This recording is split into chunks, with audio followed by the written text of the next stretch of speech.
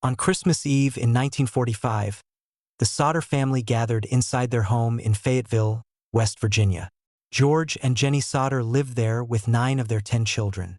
The house was filled with holiday excitement. The younger children played with their new toys while the older family members prepared for bed. It seemed like an ordinary Christmas night.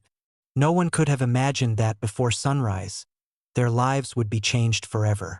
Around 12:30 a.m., the telephone rang. Jenny answered, but the caller asked for someone she did not know. Strange laughter and unfamiliar voices could be heard in the background.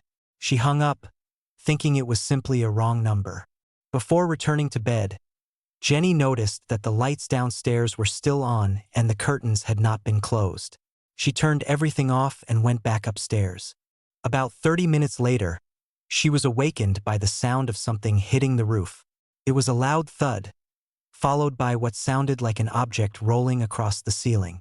She listened for a moment, but when everything became quiet again, she fell back asleep. At approximately 1 a.m., Jenny woke once more. This time, she smelled smoke. She rushed into the hallway and discovered that the house was on fire. George immediately woke the family. Flames spread rapidly through the lower floor, cutting off escape routes. 4 of the children managed to escape with their parents. However, 5 children, Maurice, Martha, Louis, Jenny, and Betty, were believed to still be upstairs. George desperately tried to reach them. He ran outside, intending to climb to the upper floor using the family's ladder. But the ladder, which had always been kept against the house, had mysteriously disappeared. Next, he rushed toward his coal trucks, hoping to drive one next to the house and climb onto the roof. Strangely, both trucks refused to start, even though they had been working perfectly the day before. Running out of options, George tried to break through the walls to reach the children, but the fire had become too intense. The family watched helplessly as their home collapsed into flames. When firefighters finally arrived hours later, the house had been completely destroyed. After examining the ashes, officials concluded that the 5 missing children had died in the fire. The case appeared to be closed, but George and Jenny refused to believe it. Several details simply did not make sense. First, experienced firefighters admitted that house fires usually leave behind human bones, even after intense heat. Yet investigators found no remains that could be positively identified as belonging to the children. Second, the family's telephone line had not burned in the fire. It had been cut. A repairman later reported that someone had deliberately severed the wire before the fire began. Then came another strange discovery. The missing ladder was later found lying in a nearby ditch. Neighbors also reported seeing a mysterious man near the Sodder property before the fire. One witness claimed to have seen someone throwing what looked like a burning object toward the house. Another witness later said they had seen several children looking out of a passing vehicle during the early hours after the fire. The mystery only deepened. George remembered that months before the tragedy, a man had visited the house offering to perform electrical work. During the visit, the stranger warned George that his home would one day burn down and that his children would be destroyed. George dismissed the threat at the time, but after the fire, those words haunted him. The Sodder family began receiving reports from people across the country. A waitress claimed she had served 5 children matching the missing siblings shortly after the fire.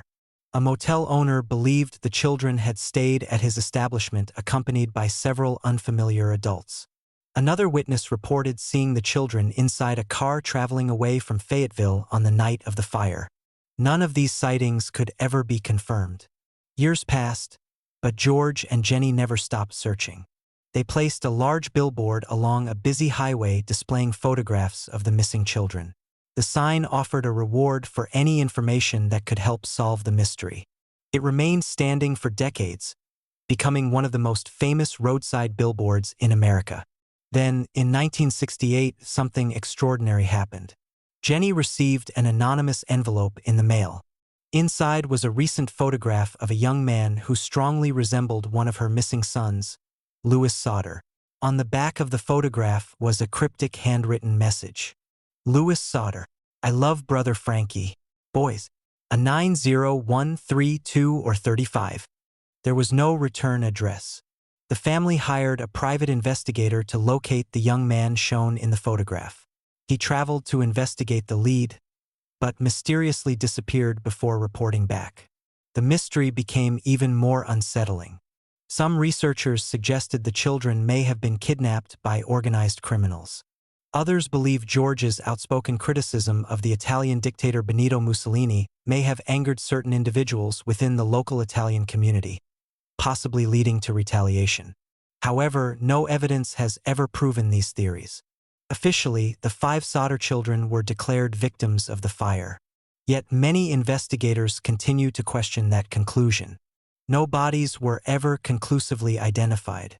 The cut telephone line, the missing ladder, the trucks that refused to start, the strange warnings before the fire, the eyewitness reports, and the mysterious photograph all remain unexplained. More than 80 years later, the Sodder children mystery continues to fascinate historians and investigators around the world. Did the 5 children perish in the Christmas Eve fire? Or were they secretly taken away, never to return home? To this day, no one knows the answer. The disappearance of the Sodder children remains one of America's greatest unsolved mysteries, a haunting story of hope, loss, and questions that history has never been able to answer.